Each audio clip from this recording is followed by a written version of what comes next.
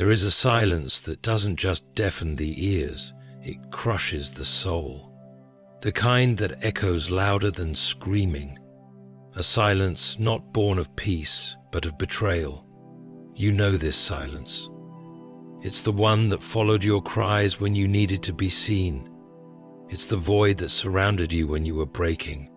And the ones who claimed to love you just vanished. They saw you unravel. They saw your light flicker. And they chose not to speak, not to act, not to care. And in that silence, your soul didn't just ache. It collapsed. No one heard the breaking. No one witnessed the quiet destruction. But God did. He was there, not just as a witness, but as the one holding together the final threads of your spirit when you felt like even breathing was a burden. He saw you clinging to hope when every voice was absent. He saw how their silence was a decision to abandon, to ignore, to pretend your pain wasn't real. They didn't have to raise a hand to hurt you, because their stillness was violence. But what they didn't know is that God was taking notes. For every hour you spent in silence, crushed under the weight of rejection, there is now a divine balance tipping in your favor. The same silence they used to let your soul sink, God is now preparing as the seed of their own undoing, but not in a storm that others can see. No. God will not shout their downfall from rooftops. He will begin where it hurts them most, in the depths of their inner world, because what collapsed in you was never visible to others. So now, what will collapse in them will be just as invisible, but far more haunting. They will smile in public and crumble in private. They will laugh in rooms but ache in solitude.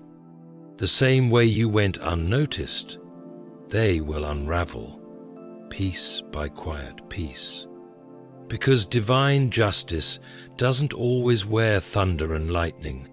Sometimes it moves in the shadows, rebuilding the broken and slowly undoing the arrogant. You may have prayed for justice, you may have begged for closure, but God had something better. He waited, He watched, and now He acts, not with rage, but with righteous precision. So don't envy their silence anymore. Don't curse their distance, for that distance is now becoming their prison. Their carefully built inner world full of pride, self-praise, and indifference is beginning to collapse. And it's happening so silently that even they won't know what's unraveling until it's too late. Because that's what they gave you, a silent collapse. And God is not mocked. The quiet pain you carried will now echo through their empty moments. There is something profoundly unsettling about a pain that was never acknowledged. Not because it lacked intensity, but because it was endured in silence. When your heart was aching and your spirit unraveling, you didn't cry out to gain sympathy. You cried out because it was the only thing left to do. But they didn't hear you, or worse, they chose not to. That silence, that void of human compassion, has a strange way of leaving permanent scars. And yet God remembers the cries that went unanswered. He stores every unseen tear. And in His justice, the echoes of your pain do not vanish into the ether. They begin to rise, not to torment you, but to haunt the very souls who turned away when they could have stood beside you. Their lives will not collapse with thunder, no. God will move subtly in divine poetic justice. He will allow the same haunting emptiness you once sat with to become their quiet companion. They will have moments where everything around them seems fine. The home is intact, the job secured, the laughter echoing. But the soul within them will feel hollow. That is where your pain begins to echo. Because pain, when unaddressed and unacknowledged, doesn't disappear, it transforms. And when God transforms it, He often allows it to become the very lesson for those who thought they could walk away untouched. There will be nights when they lie in bed and for no reason at all, they feel the weight of something they can't name. That weight is yours. That ache is the silence they offered you now knocking at their door. The same indifference they wielded like a shield will now feel like a prison wall. And in those moments of unexpected sorrow, when joy eludes them and peace refuses to settle, they will be faced with questions they cannot answer. Questions you ask yourself every day. Why me? Why did they walk away? Why does it still hurt? Except now, the roles are reversed. This is not about revenge, it's about truth. It's about the echoes of pain reverberating through time and space until they land in the hearts that once rejected it. God allows this, not out of cruelty, but because He is a God of order. What was dismissed must be acknowledged. What was silenced must now be heard, even if it's heard as a whisper in the night, when no one else is listening, and the soul finally realizes what it failed to protect. Their laughter will carry less weight. Their victories will feel hollow. Because the pain you carried in silence did not disappear. It was only waiting to be heard by the right ears, in the right moment, through the hand of divine justice. Their inner world will crumble under the weight of what they refuse to feel for you. Feelings unexpressed are not feelings unfelt, and those who refuse to empathize with another's suffering are not protected from the consequences of their apathy. There was a time you stood in front of them, bleeding emotionally, hoping that someone, anyone, would reach out. But they were cold, not just distant, but deliberately detached. They believed that if they refused to feel your pain, it would never touch them. But God does not let hearts stay numb forever, especially those that chose to be numb when they should have cared. Now begins the slow crumbling of their inner world, not from an external tragedy, but from the internal erosion caused by what they refused to carry with you. They thought their avoidance was strength, that if they ignored your sorrow, it would somehow disappear. But sorrow is a spirit, and it travels. When rejected, it lingers, and when God is ready, He lets that sorrow take root, not in the heart it came from, but in the heart that denied it. There is a sacred burden in feeling. To love someone, to care for someone, is to carry what they cannot carry alone. But when that responsibility is rejected, it does not vanish. It merely waits. And now, those who left you with your burdens will begin to feel the crushing weight of a sorrow they don't understand. That's because it was never theirs to begin with, but now it must pass through them so they know what it meant to stand in your shoes. Their minds will wrestle with thoughts they cannot control. Their emotions will betray them, revealing fears, regrets, and anxieties they once mocked in you. Their spirit will begin to falter, not because of your presence, but because of God's perfect equation. He never lets someone carry what they avoided without first understanding what it meant to walk away. You see, God doesn't break people out of vengeance. He lets them experience the full truth they refuse to see. And sometimes that truth is carried in sorrow, in invisible emotional weight, in spiritual fatigue. That is how their world begins to collapse, not with fire or storm, but with the quiet realization that something is missing within them, something they should have protected in you. And when that moment comes, they won't even be able to describe what's wrong. They will only know this: something is unraveling deep inside, and no matter how hard they try to hide it, it continues to press upon them, not to destroy, but to teach. Because what they refused to feel for you, they are now being asked to feel for themselves, and in that experience, the collapse begins. God will isolate them with the same silence they surrounded you with. There is a peculiar agony in being surrounded by people yet feeling completely alone. But perhaps an even deeper ache is being deliberately left in silence by someone who once promised to stay. You remember that silence, the way it wrapped around your life, pressing against your chest like an invisible weight. Not because the world was quiet, but because the one voice you needed the most went still. And when they chose that silence, they believed it absolved them of responsibility. They thought saying nothing would cost them nothing. But silence is not innocent. It is a choice. And when chosen in the face of someone else's pain, it becomes an act of emotional cruelty. You stood in that silence, didn't you? You waited, hoped, and pleaded internally for someone to notice your unraveling soul, but they didn't. Their silence wasn't just absence, it was abandonment. And now God will allow that same silence to turn back toward them, but not in a way the world can see. No, this is the kind of isolation that reaches into the soul, the kind that separates a person from the warmth of connection, from the comfort of being known. They may have hundreds around them, but God will allow a void to grow in the center of their spirit, the same void you once lived in, the same darkness that taught you to cling to God when all others failed. There will be moments when they want to reach out, but no hand will truly reach back. Conversations will grow shallow, relationships will feel forced, even love will feel distant.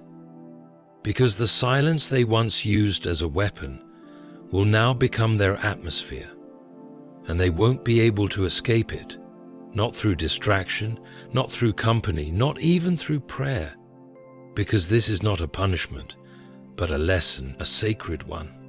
God isolates not to destroy, but to reveal, to show them what they refuse to feel, to let them taste the quiet despair they once served you.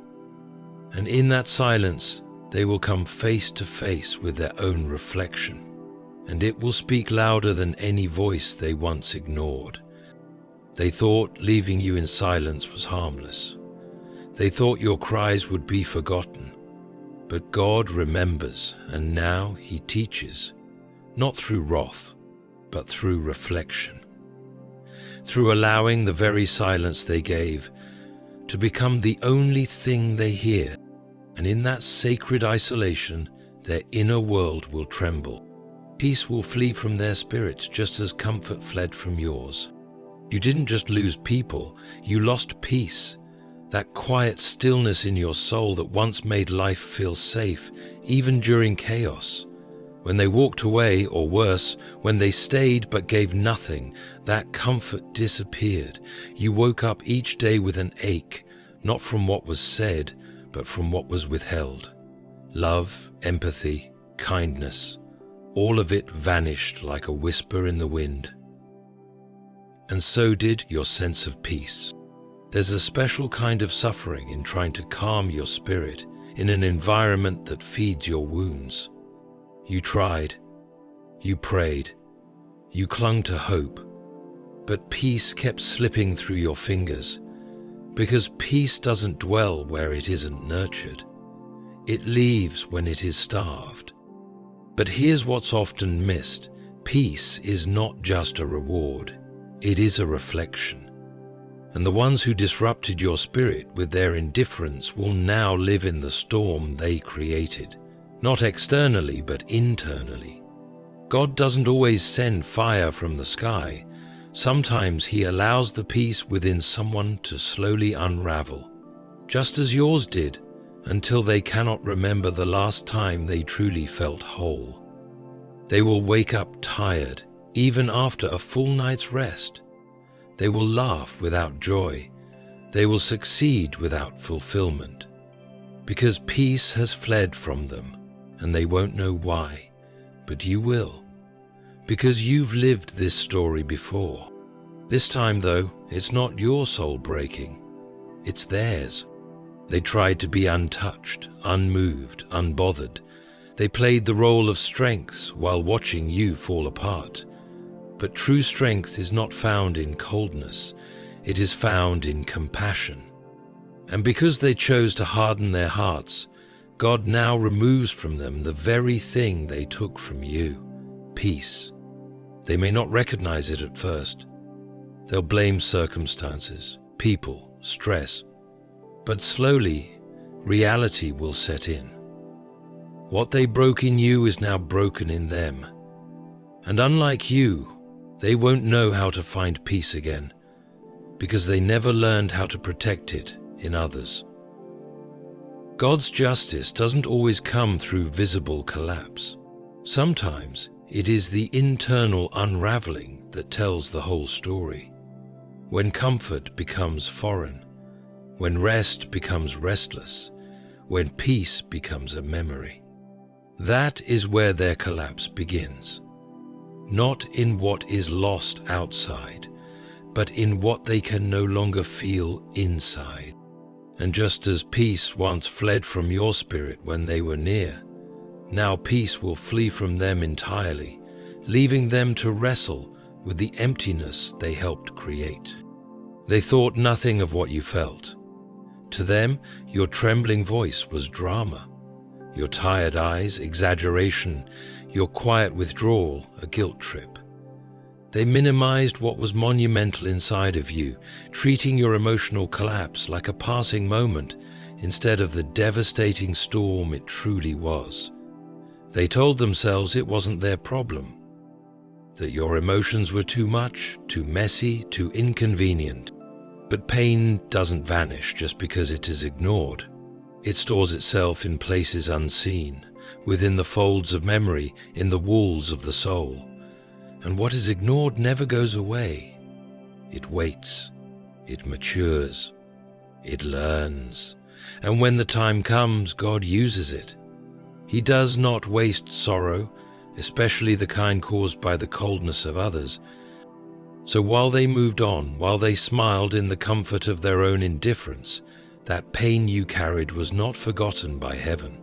It was growing into something purposeful. And now, without warning, it returns, not to you, but to them, not to punish, but to reveal. That's how divine justice works, not through vengeance, but through reflection, through mirrored experiences, through a reversal of roles. Now, the emotions they refuse to acknowledge in you are rising within them. Confusion, restlessness, guilt that has no name. It arrives uninvited, in quiet hours, in casual conversations, in random moments where nothing should feel wrong, but everything does. That's the return of what they ignored.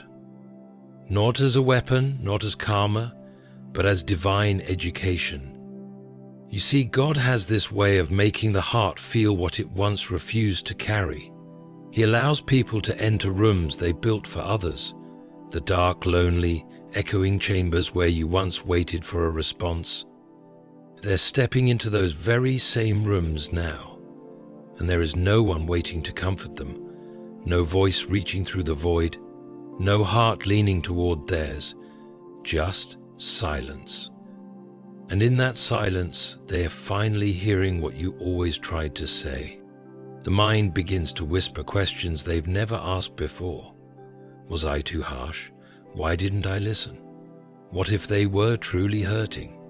The answers are not immediate, but the questions linger. That's what God does when He begins to open a person's soul. He doesn't shout, He whispers. He places in their hearts the seeds of realization and then lets silence water it until the truth. And that truth, though quiet, is devastating. They realized the strength they once took pride in was nothing but spiritual cowardice. They realized their distance was not protection, it was betrayal. They realized they left someone fighting a war alone just because they didn't want to feel the discomfort of empathy. And when that truth hits, it doesn't scream. It crushes. Quietly, completely, because nothing weighs heavier than a revelation too late. This is the collapse, not of their house or their job or their image, but of their self-perception, their false narrative, their clean conscience. God removes the blindfold not with rage, but with clarity. And when that clarity comes, they're left holding every piece of what they once refused to feel for you. They will look strong on the outside, they will continue their routines, but deep inside something has shifted. A crack has formed, a quiet breaking has begun. Not all at once, but moment by moment, like a structure weakening under the weight of a truth long denied. And each day it will widen until the foundation they once stood on is no longer firm. That's how God brings justice, by returning the weight of pain not to those who endured it, but to those who ignored it. And so now they carry what they once left you to carry alone. Their silence will no longer be strength, it will be their greatest undoing. There was a time when their silence carried power. Not power in truth, but in illusion. They believed silence made them stronger, more in control, less vulnerable. They watched you crumble without offering a word. Not because they couldn't speak, but because they wouldn't. They assumed silence gave them the upper hand, the position of control in a story where you were left to bleed without a single line of comfort. But silence, when used to escape accountability, becomes a curse disguised as calm. At first they wore it like armor. It shielded them from the guilt of their own inaction. It helped them pretend that they were untouched by your sorrow. And for a time it seemed to work. They smiled while you wept. They moved on while you remained buried in unanswered questions. Their silence seemed to triumph, while your voice cracked beneath the weight of confusion and abandonment.